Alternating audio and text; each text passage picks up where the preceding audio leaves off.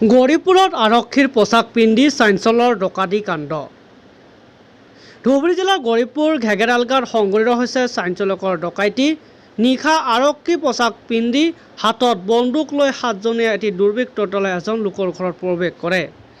আৰক্ষীৰ পৰিচয় দি ঘৰ তালাচীৰ নামত ডকাইতে লুটিলে নগদ ধন 5 লক্ষাধিক টকাৰ সোণৰ অলংকাৰ।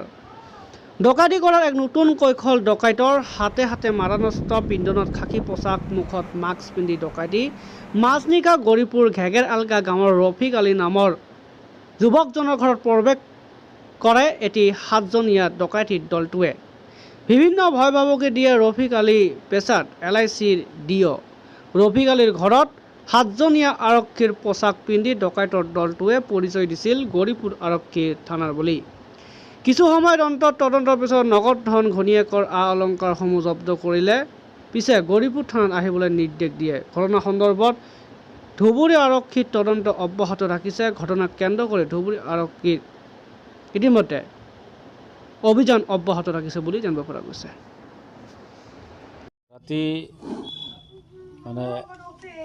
ৰাতি 12:50 মান বজাত তাৰমানে মোৰ ঘৰৰ ৰাতি ঘৰত বাহিৰৰ পৰা মানুহে মাতি আছিল আৰু কি, মোক নাম মাতি আছিল আৰু দৰ্জা মোৰ গ্ৰিলটো ঠকঠকাই আছিল আৰু কি। ঠকঠকাই থকাৰ সময়ত মই আহিলোঁ, ঘৰৰ ভিতৰৰ পৰাই চালোঁ পুলিচৰ মানুহ আৰু কি। পুলিচৰ মানুহ চব ড্ৰেছত আছে। এটা সাব ইন্সপেক্টৰ আৰু কি এজন, আৰু চিভিলত আছে এজন, আৰু বাকী 6জনমান মানুহ ড্ৰেছত আছে, কনষ্টেবল আৰু কি। তো মোক সিহঁতে ক'লে যে আপুনি ৰফিক আলী হয় নেকি? হয়, মই ৰফিক আলী হওঁ। আপোনাৰ নামত চাৰ্চ ৱাৰেণ্ট আছে, আপোনাৰ 2 নম্বৰী ব্যৱস্থা আছে, আপোনাৰ জালি টকাৰ ব্যৱস্থা আছে, সুদৰ ব্যৱস্থা আপুনি কৰে, সেইটো কাৰণে আপোনাৰ নামত চাৰ্চ ৱাৰেণ্ট আছে আৰু কি। আপুনি কাইণ্ডলি দৰ্জাটো খুলিব লাগে, আপোনাৰ ইয়াতে চাৰ্চ কৰিব আহিছোঁ আমি। আপোনালোকে ক'ৰ পৰা আহিছে? আমি গৌৰীপুৰ থানাৰ পৰা আহিছোঁ। চব পুলিচৰ পোছাকত আহিছে, চব আৰ্মছ লৈ আহিছে মানুহবিলাক, চববিলাক উইথ আৰ্মছত আহিছে আৰু কি। এজন মানুহ চিভিলত আছিল, তেখেত ক'লে যে মই পুলিচৰ মানুহ হয় আৰু কি। তো আপোনাৰ ঘৰত চাৰ্চ কৰিব লাগে, আপোনাৰ দৰ্জাটো খুলিব লাগে আৰু কি। তো মই ক'লোঁ যে মই চাকৰি কৰা মানুহ, মই LIC ডেভেলপমেণ্ট অফিচাৰ, আপোনালোকে ভুল ইনফৰমেশ্যন পাইছে। তো নহয়, আমি ভুল ইনফৰমেশ্যন পোৱা নাই, আমাৰ ইনফৰমেশ্যন সঠিক আছে, আপোনাৰ ইয়াতে চাৰ্চিং আছে, আমি ঠিক ইনফৰমেশ্যন মতে আহিছোঁ, আপোনাক খুলিব লাগে আৰু কি। তেতিয়া অলপ হামকি জামকি কৰাত মই দৰ্জাটো খুলি দিছোঁ আৰু কি। খুলি দিয়াৰ পিছত সিহঁতে লগে লগে মোৰ মোবাইলটো চিজ কৰি লৈছে। মোবাইলটো চিজ কৰিলে পূৰা ঘৰত তন্নতন্নি কৰি ইহঁতে একদম বিচনা উল্টাই পুল্টাই, যিমান মোৰ আলমাৰি আছে চব চাবি দি খুলি চব চাই, বস্তুটো একো নাপালে। লাষ্টত মোৰ মিছেছৰ গহনা আছিল, 5 লাখ টকাৰ গহনা আছিল।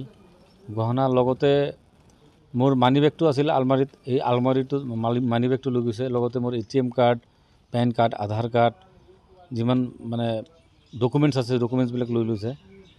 তাৰপিছত মোক ক'লে যে, মই ক'লোঁ যে আপোনালোকে যদি আহিছে পুলিচৰ পৰা আহিছে, তো মোক চিজাৰ লিষ্টটো দি যাওক, আপোনালোকে কি কি জব্দ কৰিলে চিজাৰ লিষ্টটো দি যাওক। তো তেখেতে ক'লে যে নহয়, আপোনাৰ থানাত যাব লাগিব, কালি আপুনি ৰাতিপুৱা থানাত আহিব আৰু কি। সেইটো কৈ কিনে মোৰ ঘৰৰ পৰা ওলাই গ'ল আৰু কি মানুহবিলাক। তো এইখিনিয়ে আৰু কি। আপুনি মৰ্ণিং থানাত গ'লে? মই মৰ্ণিং থানাত গ'লোঁ। থানাত আপোনাৰ ক'লোঁ মই, তো লগে লগে থানাৰ পৰা লগে লগে আহিল আমাৰ IC ছাৰ, তাৰপিছত OC, ছেকেণ্ড OC আছে, তেখেত আহিল, IC ছাৰ আহিল। অহাৰ পিছত ইনভেষ্টিগেশ্যন কৰিল কি। লগতে DSP বাইদেউ আহিছিল ইয়াতে। SP ছাৰক ফোন কৰি খবৰ লৈছে, ঘটনাটো কি হৈছে, তেখেত তদন্ত লৈছে আৰু কি।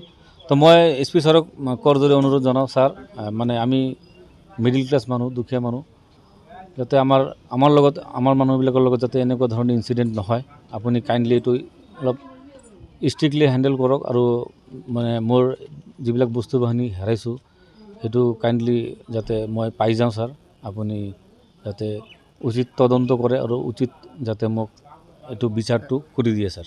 কিমান টকা লৈছে? মোৰ কেছ লৈছে 10,000 টকা আৰু 5 লাখ টকাৰ গহনা লৈছে।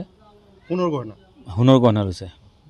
মিছেছৰ যিমান গহনা আছিল চব লৈ গৈছে। মোবাইল লৈছে আৰু লগতে 2টা মোবাইল লৈছে। ভয় ভাবুকি দেখুৱাইছিল নেকি এৰেষ্ট কৰাৰ তেনেকুৱা? ভয় ভাবুকি দেখুৱাইছিল আৰু ভয় দেখুৱাৰ কাৰণে মানে চব।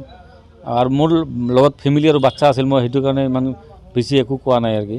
মই মানে আৰ্মছ আছিল সিহঁতৰ লগত, সেইটো কাৰণে মই ভয় খাইছিলোঁ আৰু কি। টাইম কিমান হ'ব? টাইম আপোনাৰ 12:50 মানত সোমাইছিল, 1:20 মানত ওলাই গৈছে আৰু কি। এওঁলোকে কি লৈ আহিছিল? কি গাড়ী লৈ আহিছিল? লাষ্টত মই বাহিৰত ওলাই কিনে চালোঁ, সিহঁতে বাইক লৈ আহিছিলে কি। লাষ্টত মানে ওলাই কিনে চালোঁ বাইক লৈ আহিছিলে। বাইকৰ নম্বৰটো মানে ৰাতিৰ কাৰণে দেখিব পৰা নাই নম্বৰটো। আপোনাৰ চিচি কেমেৰা নাছিল? মোৰ চিচি কেমেৰাটো নাছিল ঘৰত। বাইক লৈ এওঁলোকে কোনফালে বাইক লৈ ইহঁতে বটতলৰ পিনে গৈছে। বটতলৰ পৰা এতিয়া গৌৰীপুৰ পিনে গৈছে নে আলমগঞ্জৰ পিনে গৈছে নাজানো। আপোনাৰ কিবা সন্দেহ হ'ল নে নাই? ৰাতি আপোনাৰ সন্দেহ হৈছিল নেকি যে এইবিলাক পুলিচ নহয় বুলি? মোৰ কেতিয়াবা মানে যেতিয়া ফাৰ্ষ্ট টাইম চালোঁ তেতিয়া মোৰ সন্দেহ হোৱা নাছিল, সেইটো কাৰণে নহ'লেতো খুলি দিলোঁ নহয় মই।